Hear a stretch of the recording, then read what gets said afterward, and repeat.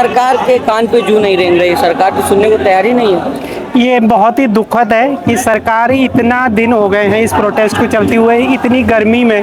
अभी रात के कितने 11 बजने वाले हैं और यहाँ टेम्परेचर इतना हाई है कि हम लोग पसीना में नहा रहे हैं। तो शर्म आनी चाहिए गवर्नमेंट को कि आपको इतने हज़ारों लोग सड़क पर मर रहे हैं, लोग इतने दिनों से भूख हड़ताल पे बैठे हुए हैं कितने लोग, और उनकी तबीयत बिगड़ रही है। आए दिन एक बच्चा हॉस्पिटलाइज भी हुआ है, कभी लड़की के नाक से खून आ रहा है। तो और गवर्नमेंट को कोई फ़र्क ही नहीं पड़ता है क्योंकि वो तो एसी में एंजॉय कर रहे हैं। तो इसलिए मेरे को बहुत ही दुख हो रहा है कि ये ऐसी निकम्मी सरकार है जो कोई अकाउंटेबिलिटी नहीं लेती है, कोई फिक्र नहीं करती है। उनके लिए पब्लिक एक कीड़े मकोड़े की तरह है। जिस तरह से उनके जो चीफ जस्टिस हैं उनने बोला था कि ये पब्लिक काकरोच है, तो सच में वो काकरोच ही हमें समझती है, कीड़े मकोड़े की तरह समझती है। मेरे को बहुत ही दुख है और मैं एक ऐसी कम्युनिटी से आती हूँ, उनके लोगों की बात करती हूँ, उनके लिए लड़ती हूँ जो कि हमेशा ही दबाई कुचली गई है। मैं LGBTQI कम्युनिटी से उनके हितों के लिए काम करती हूँ, उनके आरक्षण के लिए, उनके लीगल राइट्स के लिए काम करती हूँ और मैं उस कम्युनिटी का दुख समझती हूँ। तो इसलिए मैं इन बच्चों के दुख के साथ हूँ, उनके सपोर्ट करती हूँ और इनको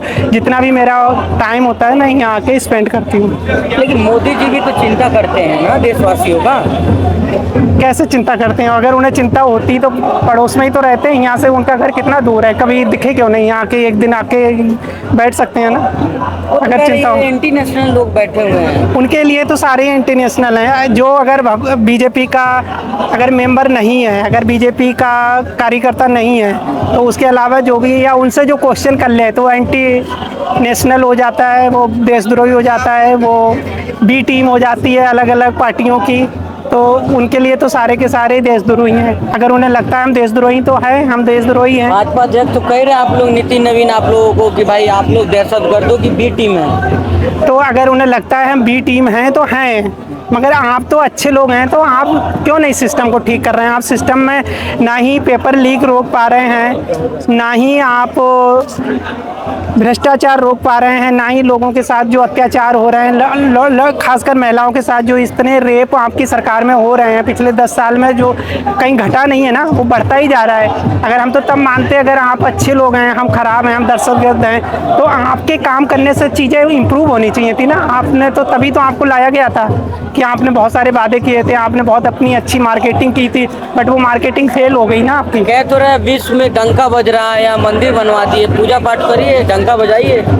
तो विश्व में वो डंका बजता हुआ हमें तो नहीं दिख रहा। अगर डंका बज रहा है तो आपका वो, अगर आप विश्व को कैसे नापते हैं? इकोनॉमिक से ही नापा जाएगा ना। तो जो डॉलर की वैल्यू काफी घटती जा रही है, तो कहाँ का डंका बज रहा है? तो आपके अगेंस्ट इतना ज़्यादा क्यों जा रहा है? आज आपने सोचा है किसानों की क्या बुरा हाल है? किसानों की सबसे ज़्यादा जो कॉस्ट इनपुट है वो क्या है? DAP है। DAP और NPK के रेट पता है क्या है? 3 गुना 4 गुना बढ़ गए हैं। तो आने वाले टाइम में उसकी महंगाई क्या होगी? मंदिर चाहिए था, मंदिर तो मिला ना। किसको चाहिए था मंदिर? आपको नहीं चाहिए? नहीं, बिल्कुल तो नहीं चाहिए। मेरे को तो एक भी मंदिर नहीं चाहिए। मैं तो चाहती हूँ सारे मंदिर तोड़ के उनमें आप यूनिवर्सिटी बना दो, हॉस्पिटल बनवा दो। आप चाहते कि मंदिर तोड़ के हॉस्पिटल? बिल्कुल बनने चाहिए। क्यों? मंदिरों से क्या होगा? या जो मंदिरों में जो पूजा कर रहे हैं या जो मंदिर जाते हैं वो अपनी अपनी आस्था है, देश में आज़ादी है। हाँ, तो आज़ादी है तो फिर हॉस्पिटल क्यों जाते हैं? अगर उन्हें कुछ हो जाता है तो वो मंदिरों में इलाज कराएं ना अपना। 500 साल के बाद हुआ है ये, बहुत लोग खुश हुए इससे। क्या कुर्बानियां दी लोगों ने राम मंदिर के लिए। आप बता रहे मंदिर को तोड़ के? नहीं, मैं सिर्फ राम मंदिर की बात नहीं कर रही, मैं तो सारे मंदिरों की बात कर रही हूँ कि अगर गवर्नमेंट चाहे कि आप क्या कहते हैं मंदिर तोड़ के अगर आप हॉस्पिटल बनवाना चाहते हैं, एजुकेशन बनाना चाहते हैं, आप यूनिवर्सिटी बनाना चाहते हैं तो बनाइए। जनता भी आपको सपोर्ट करेगी। कितने लोग चाहेंगे जो मंदिर रहे और यूनिवर्सिटी खत्म हो जाए? कोई भी नहीं होगा ऐसा। 10-20 होंगे भी, 10-20%, वो भी बाद में बदल जाएंगे। मगर आप ऐसा करिए तो आप नहीं करेंगे वो कभी, क्योंकि आप नहीं चाहते कि पब्लिक पढ़े। पब्लिक पढ़ेगी तो अंधभक्त नहीं बनेगी ना। आपसे क्वेश्चन करेगी, आप डेवलपमेंट मांगेगी, आपसे स्वास्थ्य मांगेगी, आपसे रोजगार मांगेगी, जो आप देंगे नहीं। आपको तो उनको अंधभक्त बना के रखना है और उनसे अपनी रैली करवानी है, अपनी वोट बैंक करना है और उनको ऐसे आप उसमें हिंदू मुसलमान में बढ़ाते रहिए। और जो आप सोचिए तो इतना चंदा आता है तुम्हारे मंदिरों में, फिर भी आपने पुजारियों की तनख्वाह कर रखी है। वो भी कितनी कर रखी है पता है? लाखों में है पुजारियों की तनख्वाह, जो कि लाखों करोड़ों में चंदा आ रहा है, चंदा की चोरी हो रही है। आप मंदिर की जिसकी आपने बात करी उसके सारी प्लानिंग आप अपना क्रेडिट लेते हैं। आप कहते हो कि वो आप वोट केस जीते, वो भी आपकी वजह से जीते। आपने उस जो मंदिर का जो रिनोवेशन हुआ है उसकी प्लानिंग आपने की, वहाँ जो सिक्योरिटी है वो भी आपकी दी हुई है, जो वहाँ पर ही लोग एम्प्लॉयमेंट हुआ है वो भी आपने दिया हुआ है, सारा क्रेडिट लेते हो ना। तो अब जो चंदा चोरी हुआ तो उसका क्रेडिट क्यों नहीं लेते? मैं तो कहती हूँ आपने ही चुराया है। आपको लगता है मोदी जी ने चुराया है? और किसने चुराया है? और कोई वहाँ जा सकता है? मोदी जी कर लिए हैं। वो क्या क्या चोर कर रहे हो आप? क्या आपको मुझे पता भी नहीं था? सब कुछ तो मोदी जी ने किया है ना, आप मानते हो ना, सारा क्रेडिट लेते हो ना। अभी तो आप कह रहे थे मोदी जी ने मंदिर बनवा दिया।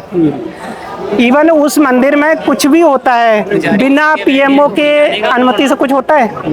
वहाँ पर जो कमेटी बनी वो मोदी जी ने बनाई, जो उसका नक्शा बना वो मोदी जी ने, जितना वहाँ रिक्रूटमेंट है सब मोदी जी ने किया, जो वहाँ पर ही उसको STI से वो किसी से बाहर किया, कमेटी से आप उसकी ऑडिट नहीं कर सकते, वो भी मोदी जी ने किया। हाँ, RTI से बाहर है। वो भी बाहर